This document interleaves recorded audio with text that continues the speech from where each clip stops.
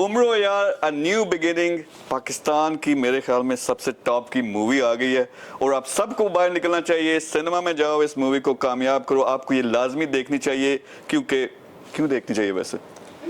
ये पहली sci-fi fantasy film है पाकिस्तान की। ओके, और सारा वीएफएक्स इसका पाकिस्तान में हुआ है। और जबरदस्त, क्योंकि आपको पहली दफा पाकिस्तानी सुपर हीरोज देखने को मिलेंगे। बहुत ज़बरदस्त है यार। ये हमारे स्टार्स हैं, किसी से कम नहीं है दुनिया में। मेरे ख्याल में ये सुपर हिट मूवी होनी चाहिए और आपको करना चाहिए। पहली दफ़ा सबसे बड़े बजट वाली फैंटेसी फिल्म पाकिस्तान से, अपने सिनेमा को, अपने स्टार्स को हमने खुद इज्जत देनी है। तो पूरी दुनिया में निकलो, देखो और इसको सबसे ज़्यादा सुपर हिट आपने करना है। Thank you very much. Thank you, Thank thank you, you. Thank you, thank you. Alright, thank you very much. होगा।